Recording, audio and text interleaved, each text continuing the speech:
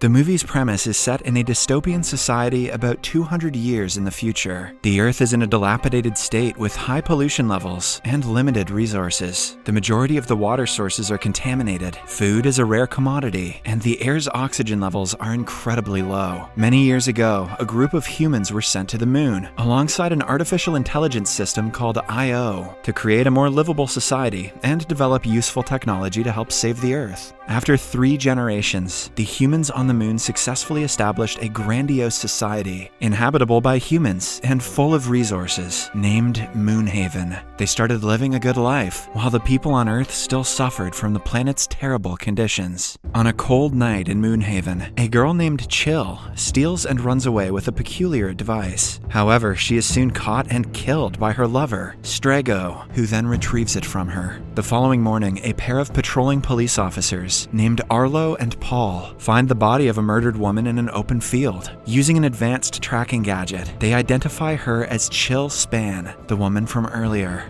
They are shocked by the incident, as this is the first murder that has ever happened on Moonhaven. Soon, the duo heads out to search for the killer. This doesn't take long though, as they arrest and imprison Strago shortly after. However, when the officers visit his cell for questioning, he attacks one of them and immediately makes a run for it. Next, we are introduced to the protagonist, Bella Sway, an experienced pilot who has been tasked to transport Indira Mare, the envoy of Io, and a high-ranking official on Earth, alongside her bodyguard Tom, to the moon for an executive visit. Before they commence their journey, Tom engages Bella in a little chat, breaking the ice as the two get friendly. Soon, Indira arrives, and the trio embark on their journey to the moon. On the ship, Bella receives a call from JT, a friend of hers on Earth, who asks her to smuggle a psychedelic drug named Singer from the moon back to the Earth. At first, she is skeptical, but when JT insists, she agrees. In the next scene, the aircraft finally lands on the moon after a long trip. Bella remains on the aircraft while Indira, accompanied by Tom, heads out for a meeting with the council chair, Maita, the ruler of the moon's human society. About an hour later, Bella spots a bird, which nosedives into a surrounding lake, dropping off a package. She retrieves the package and takes it inside the spaceship. On opening it, she finds the Singer, which she was tasked to smuggle to Earth. Just as she puts the package in a hidden drawer, Bella sees 2 policemen knocking on the aircraft's doors. Curious to find out what they want, she opens it, letting them in. The officers turn out to be the same ones that found Chill's body, and they have come to bring her in for questioning. Bella is confused as to why she's being asked to come along with them, but she obliges nonetheless. On getting to their quaint precinct, she learns that her sister, Chill, was murdered the day before. However, the news doesn't faze Bella, as she didn't even know of her sister's existence, because her mother left for the moon right after Bella's birth. In the following scene, Bella is taken by Paul to see Chill's adoptive sister, Acis. Acis had witnessed her sister's murder and requested to see Bella to pass a message to her. On her arrival, Acis tells her about her mother and sister before informing Paul that there was a second witness besides her at the crime scene.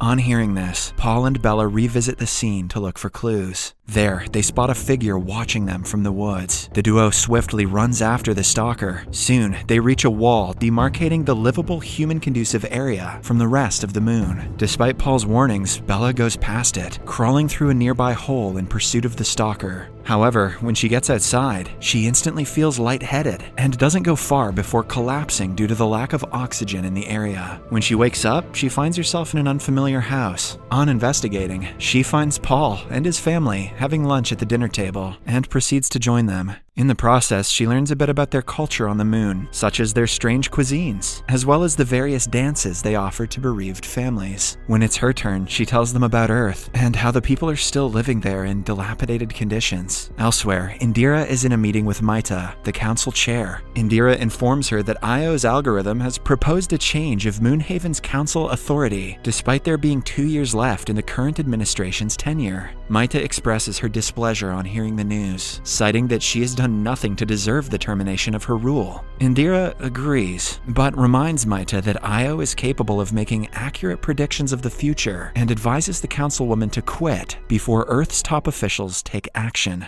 In the following scene, Bella, who has returned to the aircraft, sees a system intruder warning on her monitor. When she goes to investigate the source of the alert, she finds Strago lurking in a corner and quickly tases him. However, before she can take definitive action, she is interrupted by Tom, who calls for her from the other end of the aircraft. Bella goes to meet him, and there, Tom initiates a random but wholesome conversation with her. A few minutes later, Strego also enters the room and tells Tom that his project is done, causing Tom's countenance to immediately change. He shoots Strego, instantly killing him, and soon after attacks Bella. The two begin fighting, and ultimately Tom gets the upper hand. However, in a desperate attempt, Bella reaches for the singer and manages to inject him with it, thus stunning and disarming him. Tom's about to trip balls. In the next scene, a frightened Bella walks out of the aircraft and runs into Paul. Seeing Bella in a frightened state, Paul sedates her, causing the former to collapse on him. When she wakes up, she finds herself in a tent and instantly panics, trying to find an exit. She pushes against one of its sides and falls through, landing in a body of water. It turns out that the tent is isolated in a mighty sea. Meanwhile, Indira, who has long returned to the spaceship, holds a virtual meeting with the Earth's Council. She informs them of the recent happenings on the moon, including the murders of Strego and Chill, as well as the attack on Tom. The Council is furious at the turn of events and speculates that Strego was the one who attacked Tom, which makes them fearful that the Mooners are turning against them. The fear is especially aggravated, as the first batch of Mooners is scheduled to return to Earth to begin its restoration process in less than a couple weeks. Indira tries her best to alleviate their fears, assuring them that she is in control of the situation, but the Council is still skeptical. Later that day, Paul takes a canoe to visit Bella. When he enters the tent, she attacks him, thinking he's there to harm her. However, he explains that he only brought her there to keep her safe. Hearing this, Bella finally calms down.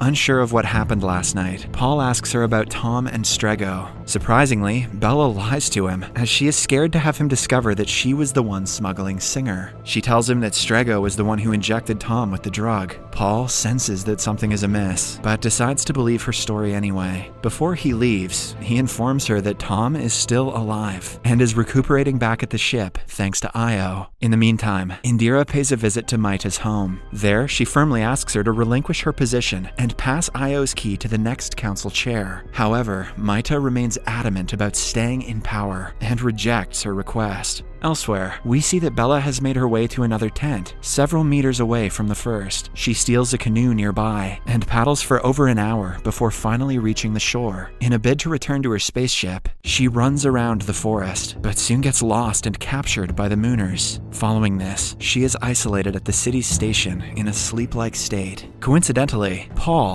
who is also at the station, uses their advanced technology to search her mind and watches some of her life experiences, specifically the war times in which she served in the military as a pilot. However, since he is not used to such acts of violence, he isn't able to keep watching and turns the feed off. Then, he goes through her call records and finds her conversation with JT, thus confirming that she is a smuggler. Immediately, he wakes her from the dreamlike state and brings her in for thorough questioning. Confronted with the damning evidence, Bella comes clean on the smuggling, but maintains that she did not attack Tom with the Singer. Upon hearing her confession, Paul takes her to the Moon Council for a trial to determine her fate. During the trial, one council member advocates that they put her back to sleep state, while another proposes they send her back to Earth, where she belongs. However, before they finalize on one of the options, Paul steps forward and tells the council about what he saw in her memories. He declares her a broken soul, reminding them that the role of Mooners is to save Earth souls like her. With this, he suggests that the council let her stay under his supervision instead. The council is moved by his words and eventually sets Bella free. After the trial, Paul, now responsible for Bella, takes her to his house. There, she finally reveals everything and admits that she was the one who injected Tom with the Singer, but clarifies that it was purely in self-defense. Paul appreciates her honesty, even though it took 3 tries to get there, and hands her a bag containing a wooden box which belonged to her sister, Chill. Inside, she finds a collection of her mother's things, including a strange-looking projection device. When they switch it on, they find a pre-recorded message from Chill, warning them that the Mooners were never going to save the Earth. She also mentions that the bridge, which is the transport of the Mooners to the Earth, is a trap.